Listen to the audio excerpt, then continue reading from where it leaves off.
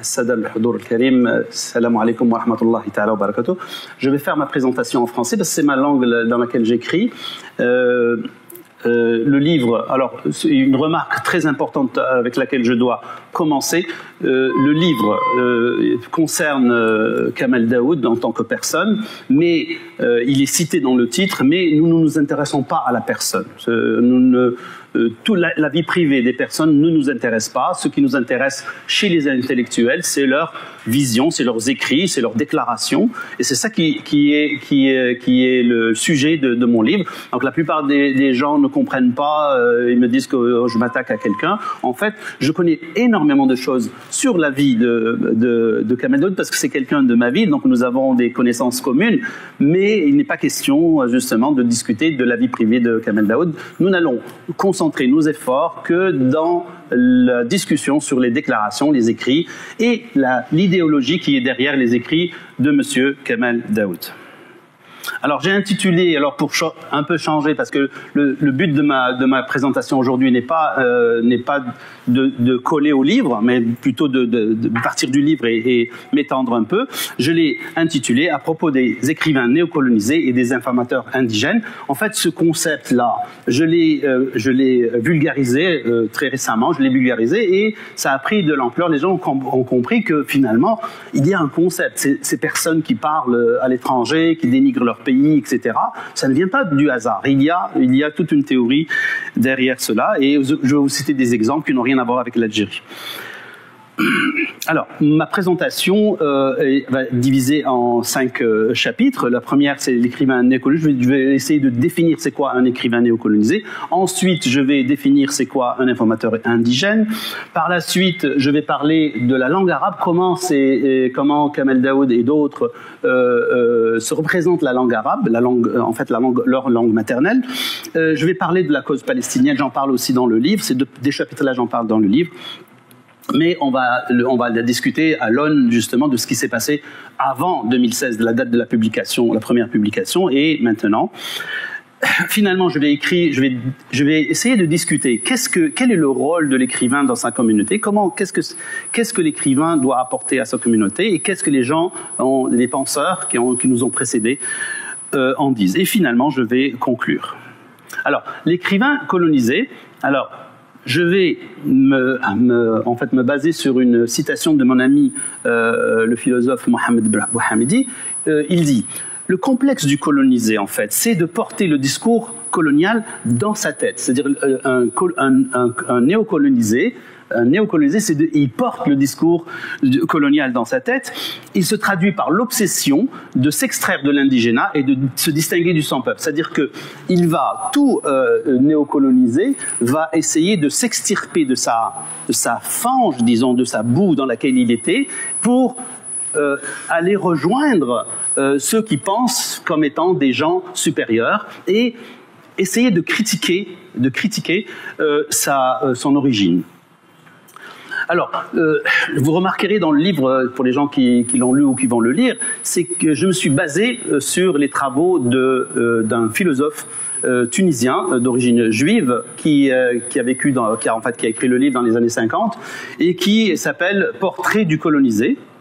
Albert Memmi, il s'appelle Albert Memmi. Je l'ai lu quand j'étais vraiment très jeune et vraiment c'est un livre qui m'avait marqué. Alors j'ai pris ce qu'avait constaté Albert Memmi et j'ai essayé de l'appliquer à Kamel Daoud. Alors Albert Memmi nous dit la chose suivante: l'ambition première du colonisé sera d'égaler ce modèle prestigieux, le modèle du colonisateur, de lui ressembler jusqu'à disparaître en lui. C'est-à-dire que le but du néocolonisé, c'est de s'extraire, comme le disait Bouhamidi, de sa populace, donc de cette chose qu'il n'aime pas, pour essayer de ressembler le plus possible aux colons, aux colonisateurs, et de s'extraire complètement.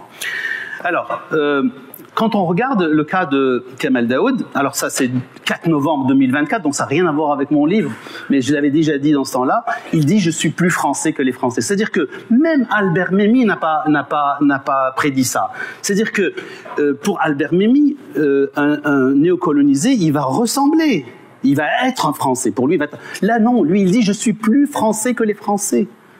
Donc vous voyez, il a dépassé le stade de ce que j'ai appelé dans un de mes articles la mue imaginale, c'est-à-dire la transformation de la, je dirais, de la chrysalide, de la larve, en papillon. C'est cette transformation de l'écrivain néocolonisé. Alors, autre chose, un article aussi assez récent du 10 septembre 2024 à Marianne, il dit, regardez son expression, pour eux. Alors eux, c'est qui? C'est nous. Il est passé de l'autre côté de la Méditerranée et il nous regarde. Pour lui, nous sommes eux. C'est-à-dire qu'il s'est complètement extirpé du peuple algérien. Même dans sa sémantique, même dans la façon avec laquelle il utilise les mots, on perçoit cette mue imaginale. Alors, l'écrivain néocolonisé, comment on reconnaît un écrivain néocolonisé au XXIe siècle? C'est très facile. C'est celui qui se fond dans la littérature de l'ex-colonisateur. Vous avez des exemples, Morceau contre enquête, et essayer de ressembler un petit peu à la littérature du colonisateur. On épouse automatiquement les idées les plus réactionnaires, use et abuse des stéréotypes et s'évertue à diaboliser sa communauté. C'est exactement ce que fait Kamel Daoud et ce que font d'autres, on pourra en parler. Autre chose, il est exhibé, alors grâce à ça, il est exhibé dans tous les plateaux médiatiques et exposé dans les prestigieuses tribunes littéraires. Quand vous voyez, par exemple, Kamel Daoud ou un Boualem Sansal qui fait le tour des plateaux, même des Français, même des grands auteurs français n'ont pas ça. C'est qu'il y a une raison derrière cette exhibition médiatique à outrance, tous les jours, il est quelque part. Donc il y a quelque chose qui est derrière. Il est affublé de superlatifs pompeux, c'est-à-dire qu'on va toujours essayer de le glorifier, comme quoi c'est le plus grand, le plus petit, le plus ça. Comparé aux plus grands auteurs métropolitains, il est anobli, bien sûr, à la fin, on l'anoblit avec des prix prestigieux, parce que quand on lui donne le prix, c'est fini. Là, le prix va être là, et le prix va le sacrer, et il va être dans une catégorie complètement à part. Alors, quand on dit qu'il est comparé au plus grand Kamel Daoud, le Voltaire du monde arabe. Michel Onfray, par exemple, il dit Boualem Sansal, c'est notre Voltaire. Vous avez Jean-Michel Blanquer, qui est un ancien ministre français. Boualem Daoud et Sansal sont les Voltaire et les Diderot de notre époque. Vous voyez, donc on les compare toujours aux plus grands, comme ça, sans pour autant savoir qu'est-ce que c'est qu'un Voltaire et qu'est-ce que c'est qu'un Diderot. Je passe maintenant aux informateurs indigènes. Alors, un informateur indigène, c'est... En fait, on appelle ça indigène parce qu'en anglais, on a un native informant, qui sont traduits, normalement ça devrait être informateur autochtone, mais en français on dit informateur indigène, est une personne d'une race ou d'un lieu particulier qui est considéré comme un expert en la matière du simple fait de son appartenance à cette race ou à ce lieu. C'est-à-dire, vous êtes musulman, oui, vous êtes musulman, bon, vous êtes spécialiste dans l'islam. Vous êtes noir, oh, ben, vous êtes spécialiste de tous les problèmes des noirs. Vous comprenez, et c'est pas normal. Et vous voyez, par exemple, des gens qui interviennent dans les médias occidentaux, français en particulier, on les ramène juste parce ils appartiennent à une race ou à un pays. Ça veut dire quoi? Ça veut dire que si je viens de ce pays-là, ou je viens de cette race, ou j'appartiens à cette ethnie, ça veut dire que je la connais. Et si je la connais, ce que je dis est la vérité. Ce qui est complètement faux. Et c'est ça le rôle de l'informateur indigène. Un bon musulman, c'est quoi? Ben, c'est celui qui dit ce que les Occidentaux ont envie d'entendre. Quand un musulman, un bon musulman parle et qu'il dénigre la religion musulmane, ben, ça veut dire que lui, il était là-bas, il sait c'est quoi, il était musulman. Donc s'il dit que l'islam n'est pas bon, ben, ça veut dire que c'est pas bon. Vous comprenez? Et pourtant, il n'a aucune science, aucune aptitude à dénigrer ou à dire quoi que ce soit sur l'islam. Boualem Sansal, il passe son temps à cracher sur l'islam, il a écrit des livres contre l'islam, il n'a jamais fait d'études théologiques. Et en plus, on ne peut pas dire « Oh, lui, il est juif, donc il ne peut pas être antisémite. Lui, il est musulman, il ne peut pas être islamophobe. Lui, il est noir, il ne peut pas être anti-noir. » Donc il y a toujours cet aspect-là qu'on utilise justement pour dire que si on a un informateur indigène, de par son potentiel, il ne peut pas être traité d'autre chose que de dire la vérité. Je vais vous faire écouter, alors pour changer un peu, ne pas parler des Français, c'est une Québécoise, Sophie Durocher, qui est d'extrême droite. Regardez ce qu'elle dit sur Kamel Daoud. Vit maintenant en France, et c'est quelqu'un de super important. Il y a quelques années de ça, il a publié Meursault contre enquête. Meursault, c'est le nom du personnage principal dans L'étranger de Camus. Il avait remporté plein de prix littéraires pour ce livre-là. Mais maintenant, c'est quelqu'un qui mène en parallèle deux carrières. C'est important pour la suite de l'histoire. À la fois, il continue à écrire des romans et il écrit dans les journaux et magazines français. Et il offre une voix extrêmement importante parce que c'est une voix issue de la culture arabo-musulmane qui est hyper critique de la société arabo-musulmane, de l'Algérie, mais pas que. Et dans Le Point, par exemple, quand il écrit dans Le Point, il dénonce le port du voile, il dénonce la montée de l'islamisme, plein de choses que d'autres gens font, mais quand ils le font, se font traiter de quoi? D'islamophobe, évidemment. Mais là, il y a quelqu'un qui est issu de cette culture-là, qui a le plus grand respect. Il adore l'Algérie, mais il déplore le fait qu'en Algérie, les femmes n'aient pas les mêmes droits que les hommes, et que dans le monde arabo-musulman en général, il y ait une telle injustice envers les femmes. Donc, c'est une voix extrêmement importante, pertinente, pas mixité du vote. Alors vous avez vu, il est extrêmement.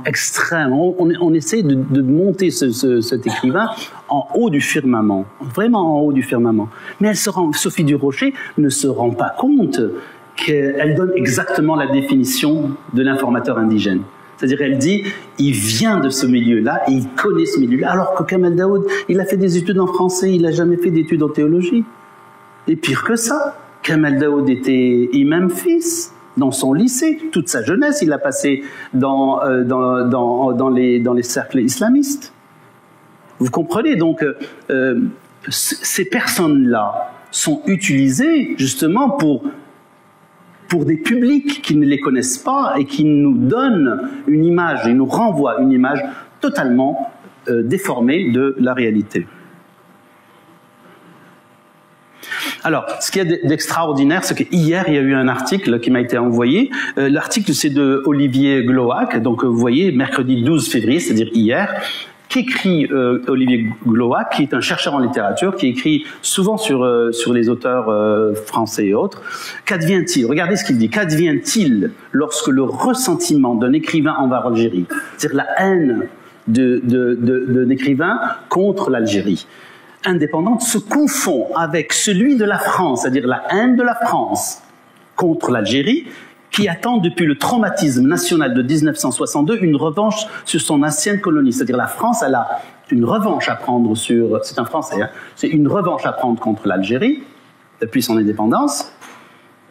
Et l'intérêt de ce monsieur-là, de Kamel Daoud, ou d'autres, il se confond avec ça. Qu'est-ce qu'il obtient? C'est simple. Il obtient le prix Goncourt et devient un atout de choix pour l'extrême droite transatlantique obsédée par la peur de l'islam dans son combat métapolitique. Plus loin, il dit « Nous ne nous trompons pas, nous vivons actuellement un combat culturel dans lequel, comme l'écrivait Merleau-Ponty à une autre époque, il n'y a pas de place pour les actions neutres et indifférentes. Toute action d'écriture n'est pas neutre. Quand vous écrivez, vous n'êtes pas neutre. Vous avez une idéologie à faire passer. Le fait que Boualem Sassal dise que l'Algérie, l'ouest de l'Algérie n'appartenait pas au Maroc, ce n'est pas neutre, ce n'est pas une opinion. Il y a une visée derrière tout ça. Certains pourraient penser que Houri, le dernier roman de Kamel Daoud, n'est qu'une étape dans le cursus personnel d'un auteur particulièrement sensible aux variations du moment, mais ils se tromperaient, car Daoud est un écrivain objectivement engagé aux côtés de cette nébuleuse d'extrême droite métapolitique. C'est l'un de leurs porte-drapeaux. Houri est son fait d'armes et le Goncourt sa médaille. C'est un chercheur en littérature française, c'est pas nous qui le disons.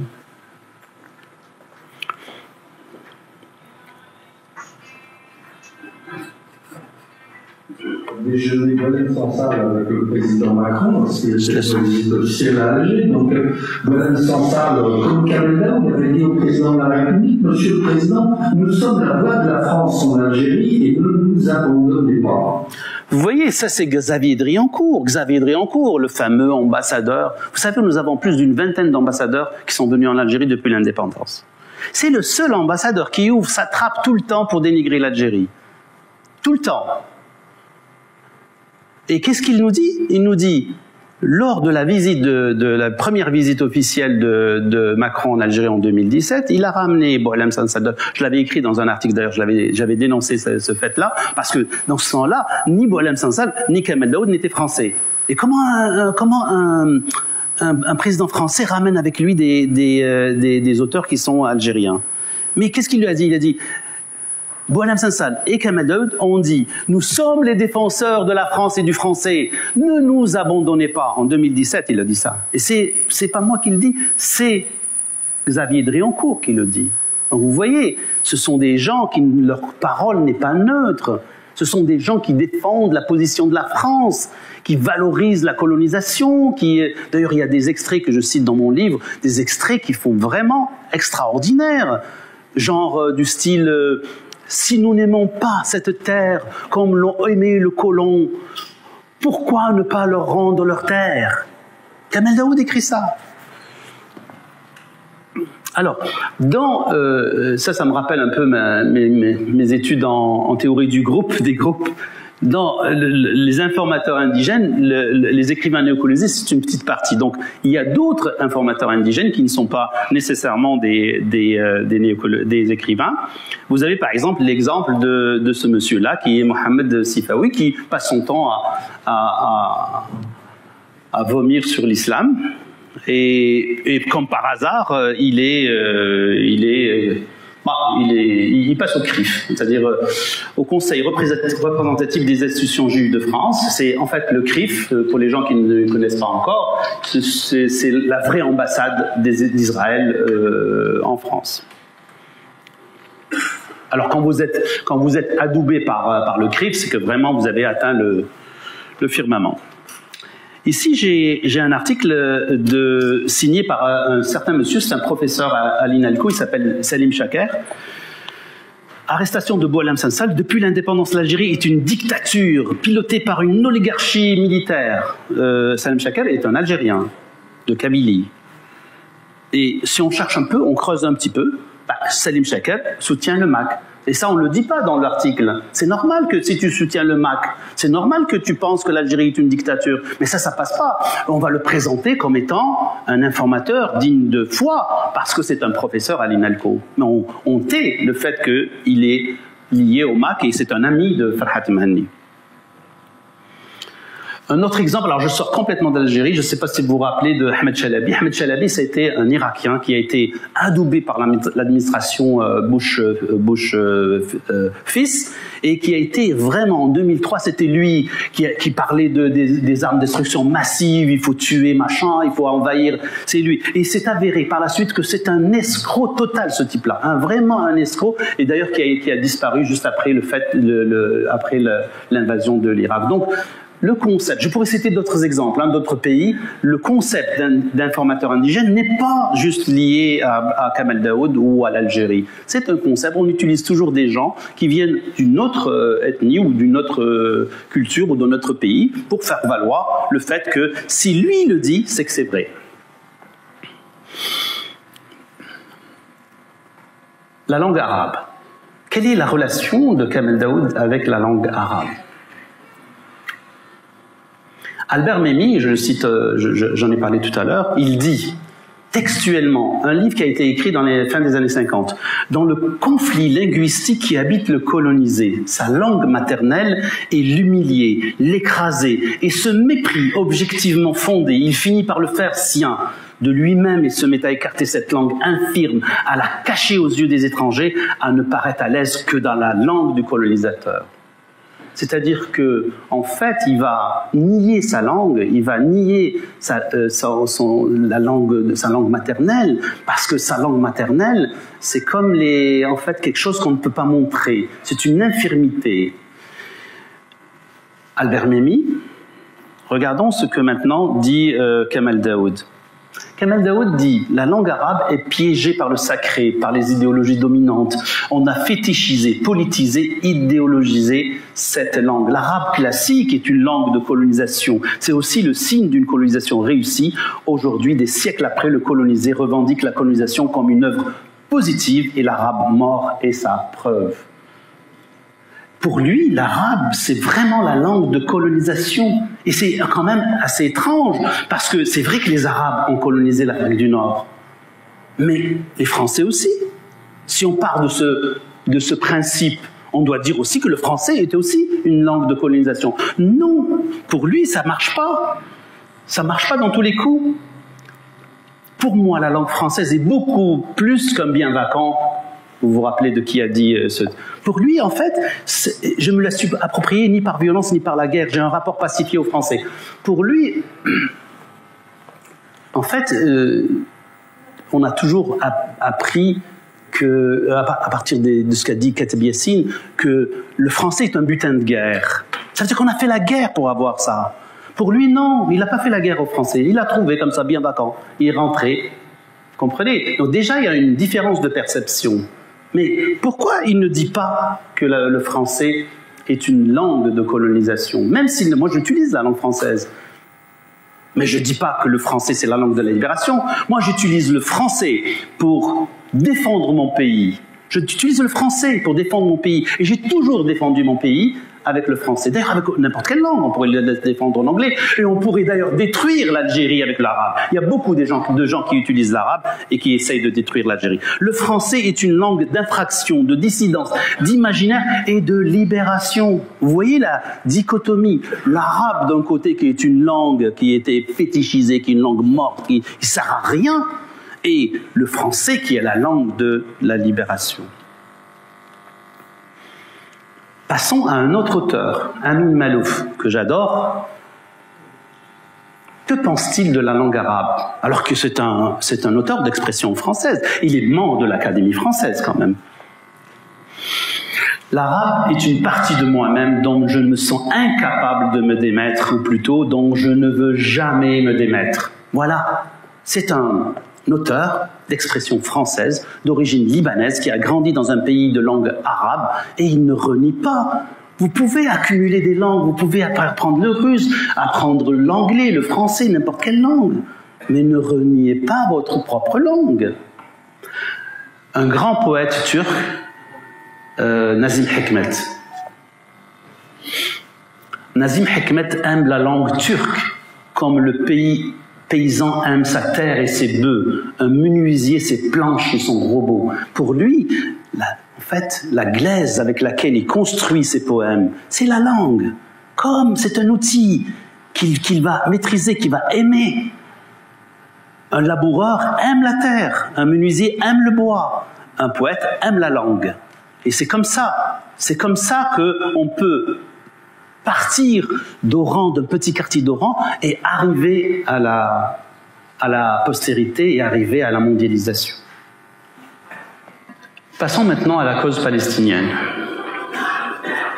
Pour les gens, pour nous tous, la cause palestinienne est une cause qui est inscrite dans notre ADN. En 2014, il y a eu l'opération Bordure pour Tactis. C'est une opération qui a décimé la bande de Gaza.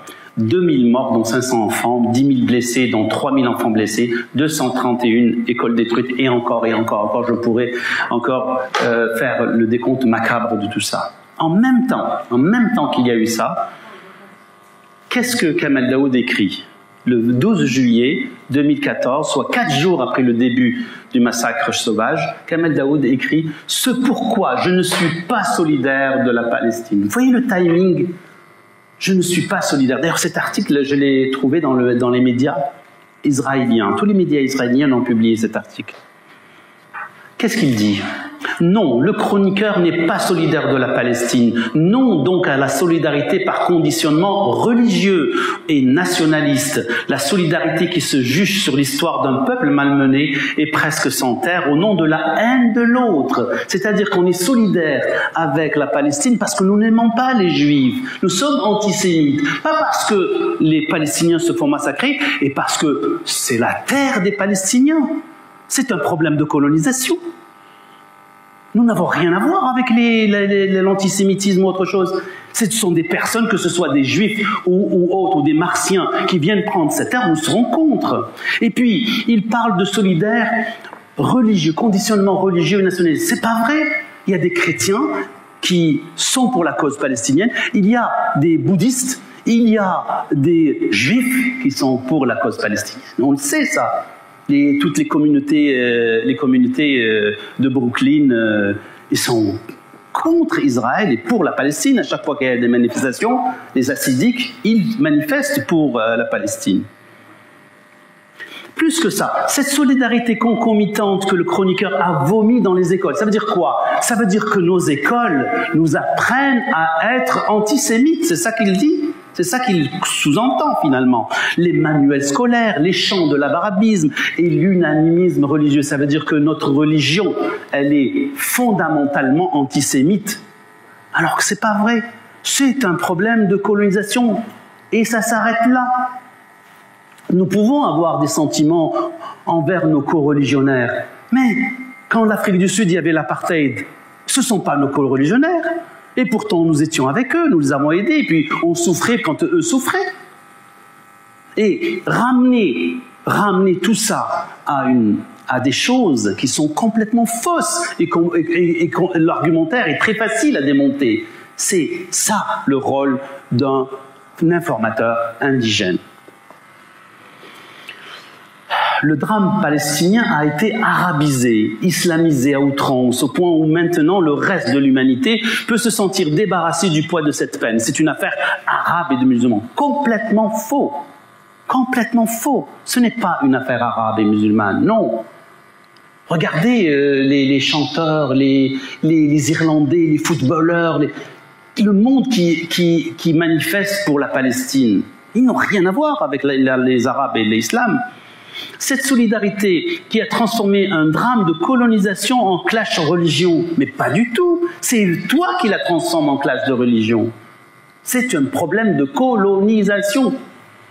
Et nous savons ce que c'est que la colonisation. Nous avons vécu 132 ans sous la colonisation. Nous savons c'est quoi. Et nous souffrons quand les Palestiniens souffrent. Et nous souffrons quand tous les pays colonisés souffrent. Nous savons ce que c'est. Nos parents nous les ont transmis par nos chromosomes. Cette solidarité VIP que le chroniqueur ne veut pas endosser, ni faire sienne. Lorsque Kamel Daoud a été attaqué par la fatwa de Hamadash, je ne sais pas si vous en rappelez, regardez ce qu'a écrit le CRIF.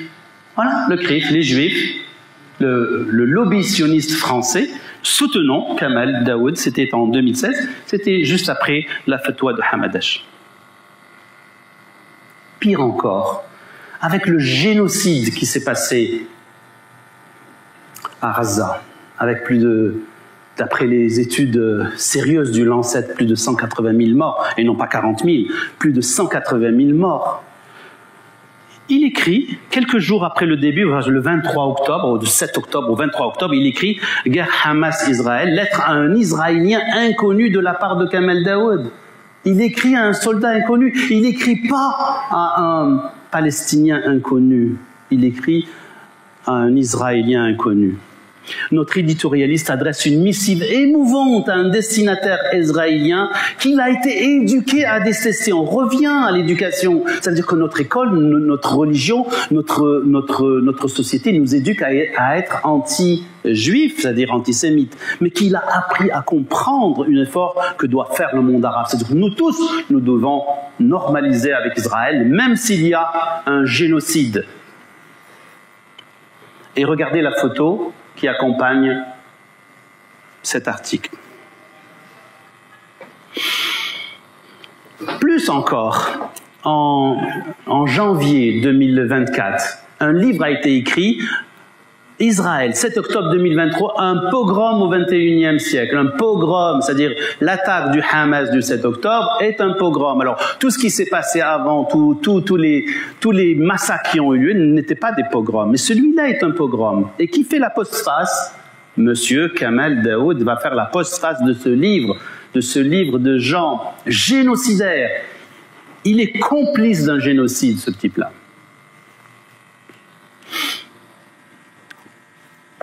Allons plus loin, regardons M. Boualem Sansal. Vous savez qu'en 2012, M. Boualem Sansal est parti en Israël. Il a été invité. D'ailleurs, il a fait plusieurs interviews où il avait énormément de bonnes relations avec la communauté juive. Et il est parti là-bas. Mais ça fait beaucoup. On ne pourra pas faire juste une conférence juste sur ce monsieur-là. Mais qu'est-ce qu'il a dit quand il est revenu? 24 mai 2012. Je suis allé à Jérusalem et j'en suis revenu riche et heureux. Il est riche et heureux parce qu'il est allé à Jérusalem. Il n'a pas vu les camps, il n'a pas vu les massacres. En 2008-2009, il y a eu des massacres.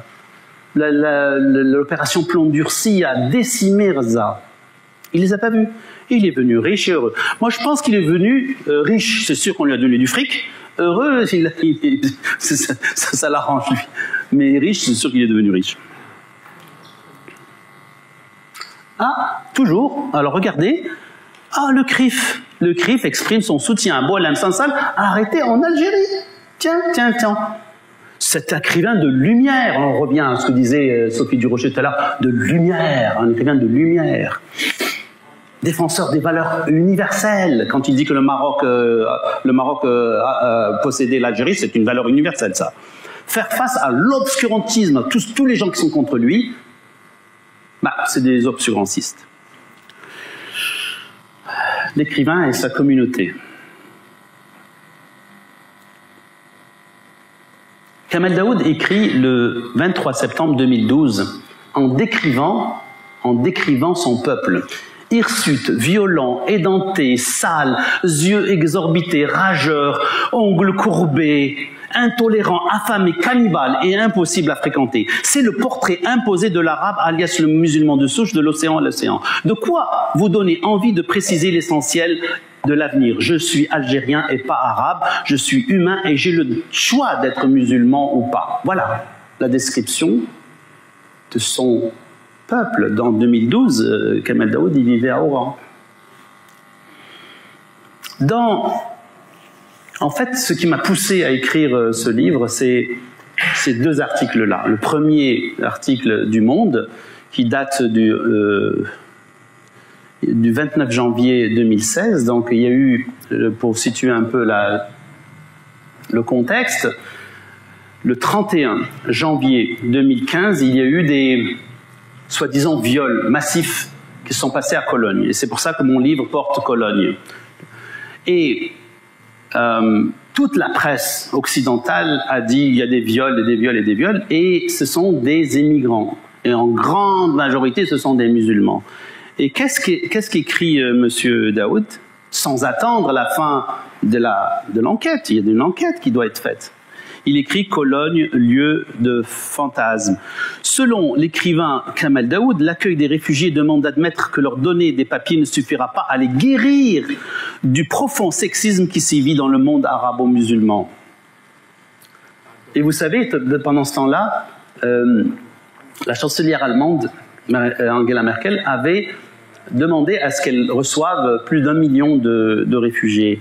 Et tout cela a été monté par l'extrême droite. On s'est rendu compte après l'enquête qu'il n'y avait pas eu de viol. Il y a eu quelques scènes de vol, et pas de viol, de vol, mais pas de viol. Et tout cela, c'était une histoire complètement montée par l'extrême droite allemande. Kamel Daoud, il écrit dans cet article-là, « L'autre vient de ce vaste univers douloureux et affreux. » Donc nous, on parle de nous, actuellement, on est dans un vaste univers douloureux et affreux, que sont la misère sexuelle. Dans le monde arabe musulman, le rapport malade à la femme, au corps et au désir. L'accueillir n'est pas le guérir. Le rapport à la femme est le nœud gordien, le second dans le monde d'Allah. La femme est niée, refusée, tuée, voilée, enfermée et possédée. Incroyable, hein? Quand on a vu sa sœur témoigner contre lui la dernière fois. Elle était bien équilibrée, la madame. C'était sa sœur, elle est bien éduquée, elle a fait des études supérieures, etc. Nous avons des femmes médecins, des femmes pilotes, des femmes... C'est vrai que la situation n'est pas paradis. Nous avons des problèmes à régler. Mais... ce portrait-là, c'est pas le portrait que je connais de mon pays, de ma race, de mes origines, c'est pas vrai.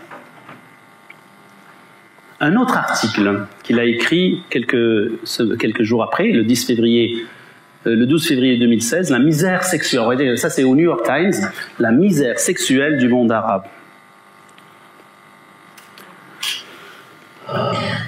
Le grand public en Occident découvre dans la peur et l'agitation que dans le monde musulman, le sexe est malade et que cette maladie en est en train de gagner ses propres terres. Vous voyez un peu, ça veut dire qu'il y a une horde de barbares, de violeurs qui s'en vient. Attention, fermez les portes, personne ne rentre. C'est incroyable quand même de dire cela. Surtout que par la suite, il s'est avéré qu'il n'y avait pas eu ces cas-là. Et il ne s'est jamais excusé. Au contraire, ils lui ont dit non, je maintiens ce que j'ai dit par rapport à la société, ce qu'il appelle, lui, arabo-musulman. Je ne sais pas c'est quoi là, mais parce que musulman c'est quelque chose, arabe c'est quelque chose, arabo-musulman ça doit être le condensé de tout ce qui est mauvais dans le monde entier. Dans Meursault contre enquête, dans le livre Meursault contre enquête, pour les gens qui l'ont lu, j'ai tiré un extrait. Regardez comment il décrit les gens qui vont à la prière. C'est l'heure de la prière que je déteste le plus, et ce depuis l'enfance, mais davantage encore depuis quelques années. La voix de l'imam qui vocifère. Vous savez, vociférer, ça veut dire crier, il parle de adhan. À travers le haut-parleur, le tapis de prière roulé sous l'aisselle, les minarets tonitruants, la mosquée à l'architecture criarde, et cette hâte hypocrite des fidèles vers l'eau et la mauvaise foi. Vers l'eau et la mauvaise foi. C'est-à-dire que tous les musulmans, ils ont de la mauvaise foi, ils sont de mauvaise foi. Les ablutions et la récitation. Vous savez, Alain Finkielkraut a fait une interview de Kamel Daoud sur ce livre-là. Il a cité deux passages, juste deux, dont un, c'est celui-là. Dans tout le livre, il a pris ce passage-là.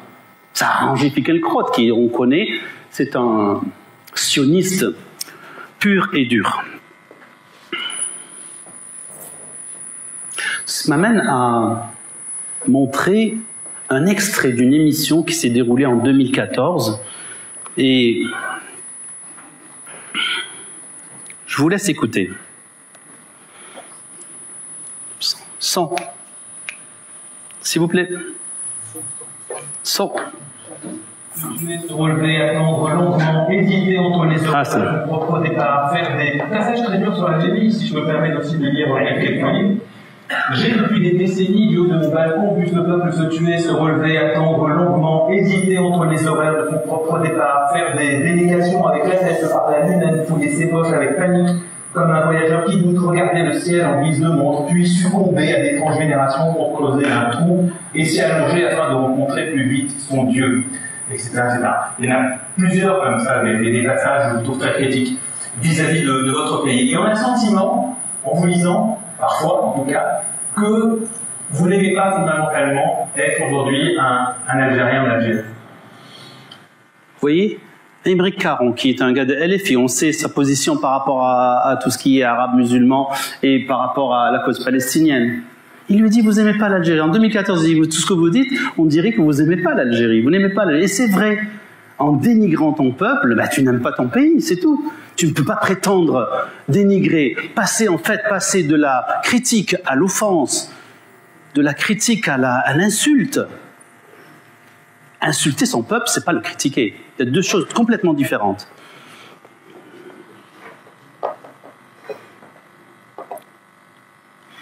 Regardons ce que dit Amin Maalouf dans son discours à l'entrée à l'Académie française. Mesdames et messieurs de l'Académie, quand on a le privilège d'être reçu au sein d'une famille comme la vôtre, on n'arrive pas les mains vides. Et si on est l'invité levantin que je suis, on arrive même les bras chargés. Par gratitude envers la France comme envers le Liban, j'apporterai avec moi tout ce que mes deux patries m'ont donné, mes origines, mes langues, mon accent, mes convictions, mes doutes, et plus que tout, peut-être mes rêves d'harmonie, de progrès et de coexistence. Amin Maalouf ne renie pas sa race. Il est français, il écrit en français, il a été admis à l'Académie française et n'a pas dit « non, non, non, je ne veux pas de ma race ». Non, au contraire, il dit « je suis pétri par ma race, je suis pétri, je suis ce que je suis parce que je suis d'abord libanais et ensuite français ».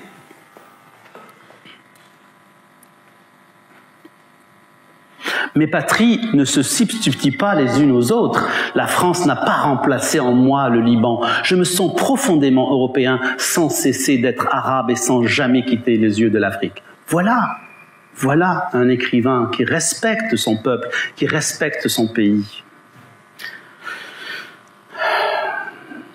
Je reviens toujours à mon poète préféré, Nazim Hikmet.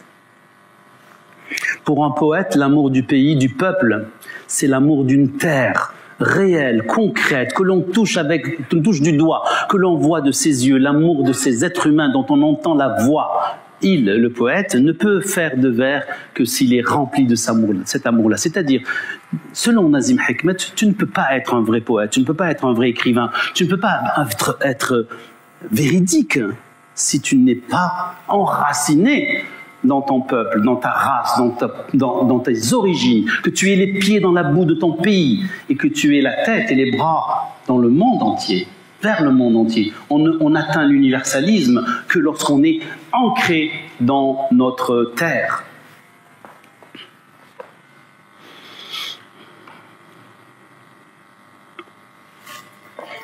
Nazim Hikmet travaille cette langue turque comme un menuisier travaillerait le bois, mais il rajoute un tel amour de l'homme concret que les mots turcs finissent par désigner l'humain. C'est-à-dire on passe d'une mot turc, de la désignation d'un turc, à un humain. On passe au stade de l'humanisme.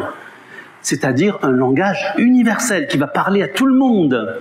Quand vous lisez un livre et qui est traduit dans le monde, qui touche le monde entier, c'est que vous avez dépassé votre ethnie, vous avez dépassé votre société, vous êtes dans un domaine beaucoup plus vaste et que vous avez touché l'âme de l'humain, ce langage universel d'une commune présence. Conclusion. Les écrits des écrivains néocolonisés sont un kaléidoscope de clichés orientalistes et de stéréotypes éculés dont les racines sentent le colonialisme. Les écrivains néocolonisés sont des informateurs indigènes. Les écrivains néocolonisés font tous allégeance au lobby sioniste. Je vous remercie pour votre attention.